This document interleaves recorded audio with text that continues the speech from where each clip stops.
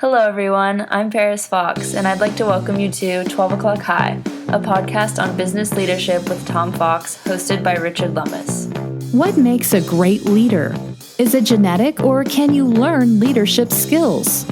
Join Tom Fox and Richard Lummis in this podcast, where they consider leadership from a wide variety of perspectives: academic, behavioral science, history, popular culture, the movies, and much more.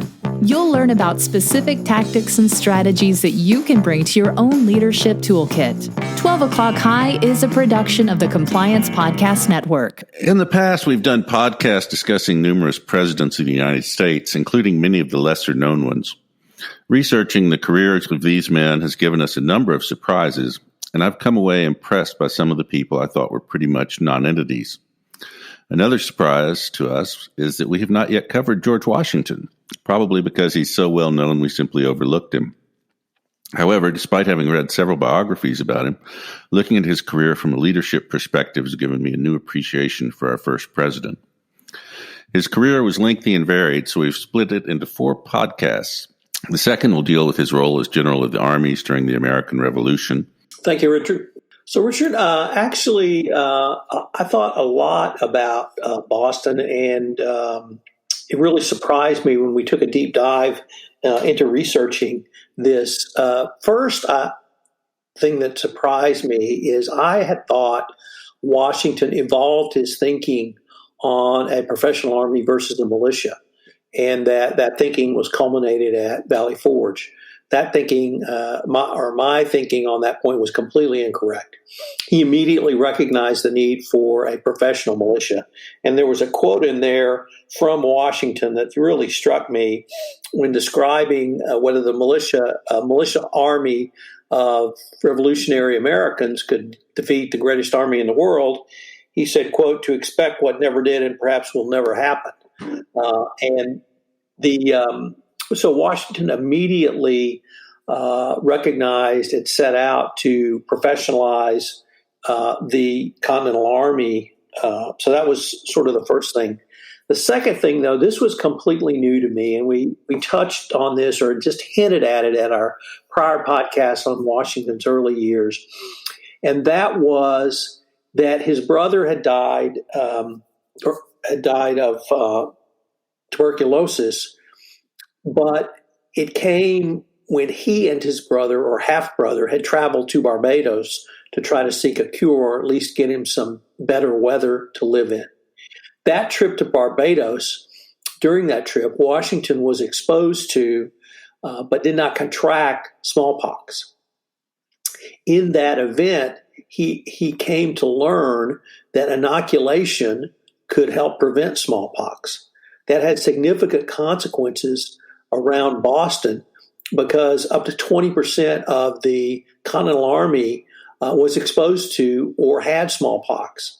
And he led an inoculation of troops, which stopped the smallpox outbreak. The British troops coming from Europe had been exposed to smallpox and did not fall in anything close to those numbers from the epidemic that was raging in New England at the time. And I was completely unaware of that. I was completely unaware of the inoculation campaign. And frankly, that may have actually saved the Continental Army and the Revolution as much as anything. And that was all while they were encamped around Boston, trying to maneuver Howe into, of course, the decisive battle. That never happened. Here, Washington wanted to fight a set-piece European battle against the greatest army in the world, and I think it would have only been disaster unless they somehow could have recreated Breed's Hill or Bunker Hill, where the British marched up in formation and were largely slaughtered, even if they won a tactical victory. I think Howe learned his lesson there. But the thing that struck me here, Richard, was that Washington submitted battle plans for, frankly, a direct attack on Howe's lines, and it was rejected. And he repeatedly did that, and that was rejected multiple times, and he accepted that, and that was part of his success was submission to authority. So the he did get Howe out of Boston. And it really wasn't, I would say, maneuver, but it was cutting off Howe from any sort of exit strategy from the city. And so he utilized the only exit strategy he had, which, of course, was the port of Boston, which he still controlled before any sort of effective blockade was put into effect. So I had a new appreciation for some of the things of Washington. Also, I really thought that military ability and was a skillful tactical win, even if it did allow Howe to run away to fight another day. He did get Howe out of Boston.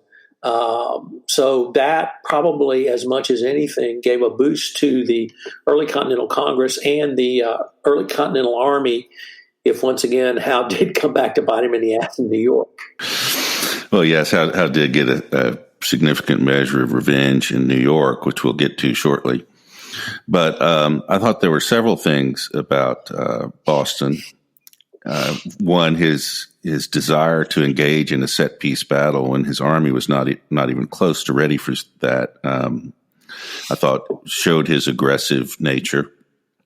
But he had, even this early in the war, selected a group of trusted lieutenants, including Alexander Hamilton, Henry Knox, Horatio Gates, Charles Lee, whose advice he would listen to. One thing he would not tolerate was criticism in public of his superior. And he eventually had a falling out with several of these guys over that issue. But he was perfectly willing to listen to and accept criticism in the context of a council of war. Follow up on that point, Richard, because it really struck me that Washington would utilize talent wherever he found it. And you mentioned a couple of the generals who stayed with him throughout the war. Nathaniel Greene, rather, actually rose up through the ranks to become a general. And Washington recognized his talent almost immediately and put him in charge, made him a trusted lieutenant. But the other one I obviously knew about him, but I didn't know his background, and that was Henry Knox. Henry Knox was, I thought, a great engineer and had been an engineer in the colonies before the war because he did engineering feats during the Revolutionary War. He was later the first Secretary of War. But Henry Knox was not an engineer. He was a bookseller. And he was obviously a quick read. And as I recall, Richard, you're an engineer. So, perhaps you were a bookseller too at one point. Oh, no, I just buy them. Yeah, I was really struck. You also mentioned General Gates. He did have a falling out, obviously, with Charles Lee. Charles Lee had a very different falling out for other reasons in New Jersey. But the talent finding part of Washington and willing to take men of different ranks. And in fact, Nathaniel Greene was actually a Quaker. Now, he had to leave the church because he believed in the Revolution, but that's not the kind of place you typically would find a subordinate general. And Greene had great victories in the South later in the war, which led to Washington being able to exploit those situations around later on in Virginia and Yorktown. So the talent finding aspect of Washington, the submission to civilian control is something that we see again and again throughout his career, but he really established that here as well. Yeah, I agree. Now, of course, we've got a lot to cover here, so I think up next is what happened in New York City, which basically Washington tried to hold despite having over 800 miles of waterfront and an enemy who was in absolute control of the sea. So what do you think about his performance in New York? I thought his performance as a general in New York left a lot to be desired. Nevertheless, he executed a fighting retreat, which saved the Continental Army. So avoiding encirclement because Howe had landed troops in Manhattan and had inflicted high casualties. So his retreat out of, I think we would call it the Battle of Long Island. I always called it the Battle of New York, was probably his finest moment. But let us make clear that it was Washington who put himself in that position by allowing Howe to flank his army and get around him so that he was in the position of being encircled. Yes, and then he was forced to watch the destruction of the final fort and the capture of all its troops by telescope across the Hudson, which I think was probably fairly humiliating. Rick Atkinson has started a new trilogy about the Revolution, and it's his opinion that Washington was utterly outgeneraled in this campaign. Among other disastrous results, the Continental Army at that point was reduced to about 3,000 men. But following that, we have the winter in Valley Forge, and then the battles of Trenton and Princeton. And he just rebounded in a fantastic way there. Absolutely. The battles of Princeton and Trenton, are celebrated today. But in my research, or the research we did for this podcast, it struck me that the celebrations we have today are well-founded in terms of what that did for the psychology of the American Revolution. And that if there had been a continued series of losses, support for the revolution may have dwindled out in the colonies. But those two victories really, I think, turned around in many ways and saved the revolution. We had several of those points during the Revolutionary War, but these struck me as really standout moments psychologically for the revolution. The Valley Forge, of course, I think story is well known, but here we had Washington. This is where I thought Washington had come to realize he had to have a professional army. And once again, I was incorrect on that. This is where he professionalized his army. And he brought in top-notch Europeans who trained his army, who were under great stress. We've talked about, we've had podcasts around cold winter work, going to the Antarctic, going to the Arctic, and it was absolutely miserable conditions. I think the worst winter in 50 years. And yet he drilled and drilled and drilled his troops to turn them into a professional fighting force. And I think that was one of his seminal moments. I agree. One thing that I had not appreciated was the narrowness of the escape. The Christmas victory over the Hessians, I'd always heard they were drunk and not paying attention. None of that's true. It was actually quite a brisk firefight that was not handled incompetently by the Hessians, but they were routed. After that, the enlistments of his men almost all expired on December 31st, and he had to beg them to stay on. In fact, at one point, he promised a group of soldiers $10 if they would stay on for 6 weeks. But when they drumbeat for the volunteers, not a man stepped forward, and he had to basically beg them to stay with him, which they finally did. And at the end of that couple of days, he had an army back up to 7,000 men, still outnumbered by the British regulars in the battles of Princeton and Trenton. But it was a reasonable ratio. The other thing that I had forgotten about, if I ever knew it, was it was another instance where Washington put himself in the middle of the battle on his white horse, and the entire revolution could have ended right then. It was arguably reckless, but it turned the tide of the battle. That's a great point, Richard. That's some of the leadership and personal courage I think we saw at the massacre. And I think he just, I'm not sure I agree that he felt like he was invincible, but he certainly had personal courage. And at a time when it was needed, he seemed to sense that.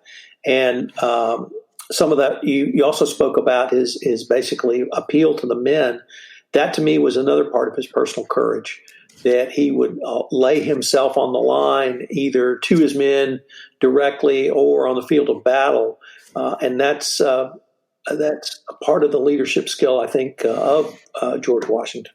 One of the other things that struck me about these battles was the initial battle in Princeton was largely an artillery battle. And it's where Henry Knox, who was in charge of the artillery, really showed what he had done in the way of training. And they basically outfought the British artillery and enabled them to retreat. Actually, retreat's not really right. The Atkinson says, inspiration is rare enough in the tumult of battle and genius rarer still. But as Washington listened to his lieutenants discussing their predicament, he abruptly saw with preternatural clarity a stratagem as bold as crossing the Delaware. The army would pivot east, loop into Cornwallis's rear, and then march north, which is exactly what they did, absolutely stunning Cornwallis. The other battle kind of in this series, Richard, that I had some familiarity with, but wanted to revisit a little bit was Monmouth. And Charles Lee had been one of Washington's trusted lieutenants up until this battle. And in this battle, Lee had moved without Washington's knowledge and made an attack on the British. And Lee did not display great personal courage. Lee fled the battlefield ahead of his men, and that was something Washington could not tolerate. And as I recall, he relieved Lee on the battlefield. And I thought that was, once again, a key decisive moment in leadership where someone who had been with him, someone he obviously trusted up until this point, but when it was not just a failure, it was not just a loss, it was fleeing from the battlefield far ahead of his men. That was not something that Washington could tolerate, and he made a change immediately. He could be extraordinarily decisive. In fact, he usually was. And you're right that lack of courage was not a quality he could tolerate in one of his subordinates. The final campaign of the war was Yorktown, which I guess in school is just treated as an afterthought. Oh, yeah, the British surrendered. It was actually a fairly complicated situation. And I think it again shows Washington's leadership in a very good light. I know you have some thoughts about that as well. So, yes, it was an extraordinarily intricate campaign. And if people ever wonder where the U.S. military ever came up with land, air, and sea, they could look to the campaign which led to Yorktown to see that. I guess we should leave air out. But it started really with the battles in the South and Nathaniel Greene leading the army and defeating, I believe, General Gates, the British general in the South, which led Cornwallis to have to flee the South, or at least retreat from the South, and up to Virginia, where he was going to restock. He put himself in the Virginia Peninsula, with the peninsula tip being Yorktown. Obviously, Washington moved in to try to cut him off, but he did so only with the help of the French. And it was indeed the French naval blockade which I think forced Cornwallis's hand. So you're right. We had a lot going on. We had a lot of interaction of U.S. and international forces, in domestic and foreign, in this battle, a coordination that we had not seen probably anywhere in the globe prior to that time with international forces. And a couple of things struck me. One specifically struck me about his relationship with the French general Rochambeau. I'm sure I butchered that. Washington basically ceded command to him because he was a much superior and senior general. Rochambeau declined that so that they were co-generals and equals, but he deferred to Rochambeau's strategy in many ways. And that strategy of siege, coupled with a naval blockade, led to Cornwallis's surrender. There was skirmishing, there was fighting. I think Alexander Hamilton became very well known for showing incredible personal courage on the front lines around Yorktown is one that comes to mind. But this was an engineering win as much as any other type. Henry Knox, of course, as you mentioned, had the artillery, and they just moved the lines in slowly but steadily. Nothing flashy, just great, solid generalship.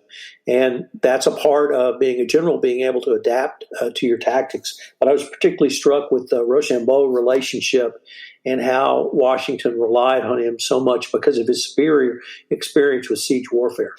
Yes, I thought that was interesting too, and I had not been aware of it. I knew there was some tension there in that they were co-equals, but when you compare it to the relationship between Clinton and Cornwallis on the British side, you see the difference between a functional relationship and an utterly dysfunctional one. They were greatly aided by the British leadership in this one. There was one other story that came out of this battle I frankly was not aware of, and I'd like to spend a little bit of time on it, Richard. There was some tit-for-tat executions of spies or other nefarious characters who may or may not have been clothed in appropriate uniforms. And one of the British persons who was slated for death was a guy named Charles Asgill. And Washington, this was after an American had been executed for crossing the British lines. And Asgill Washington commuted his death sentence and indeed returned him to the British lines. And this action stopped the sort of tit-for-tat executions that were going on, which could have clearly escalated to something very, very different, and allowed probably a large number of men to walk away with their lives. And I was not aware of that story, and that one struck me as a great moment in leadership as well. No, I was totally unaware of that. I was aware of the fact that the war frequently got extraordinarily personal and vindictive, especially between the revolutionaries and the loyalists. But that was a story I was not familiar with. Richard, I guess if I wanted to maybe see if we could take a few minutes to kind of sum up what we saw from Washington as a leader during his generalship of the armies. And I guess there were 3 points that I really wanted to make. One of the authors we researched called this visionary leadership. I'm not sure it was visionary, but it was, I think, critical to what Washington brought in terms of leadership and his success as the general of the armies. And that was, number one, the goal was to win the war, and to win the war no matter how long it took. And he had the luxury of doing that because he had a Congress behind him that he ceded control to, who funded him more or less with supplies. But it was a war to win independence. And the war was for independence. It was not to come up with some other relationship with the British government. It really was for independence. And finally, it was to establish a republican form of government. And Washington seemed to have these 3 guiding principles. May not have thought about them every day, but at the end of the day, they led him right up to success in the war. It is interesting when you take sort of a 40,000-foot view of his role in the war. You do see some interesting things about leadership. One was his ability to balance strategy and tactics, which is always difficult. One of his famous quotes about it was, "A people unused to restraint must be led; they will not be drove." And he really lived that. He led his men. He lived with them in Valley Forge instead of going to Philadelphia for the winter. He had a great deal of charisma. His personal bearing struck nearly everyone who met him, and that got me thinking about the importance of image, which we don't often talk about as a leadership quality because it's usually viewed negatively. But in this case, he just projected courage, solidity, Republican virtue in the Roman sense, And absolute incorruptibility was another one of his characteristics that everyone remarked on. And I think that gave him a great deal of influence with people. What was a fascinating exploration of Washington as a general of the Army, Richard? I recommend the Atkinson books if you need a doorstop. They're very handy. His series on World War II, especially the North African campaigns, I thought was really interesting. But this new one out, The British Are Coming, goes into a lot of detail about the early war campaigns, and I think it's very good. For now, there's Richard Lummis and Tom Fox with 12 O'Clock High. We hope you'll listen in next time. This is Tom Fox. I hope you've enjoyed part 2 of our 4-part exploration of leadership lessons from George Washington. Please join us again next week where we take up leadership lessons from the Continental Congress and the Constitutional Convention. If you have listened to this podcast on iTunes, I would greatly appreciate it if you would give us a rating on this podcast. It would help in our rankings and help get the word out about this most unique podcast. Also, if you could tell a friend about us, I would greatly appreciate it. 12 O'Clock High is a production of the Compliance Podcast Network and a proud member of C-Suite Radio.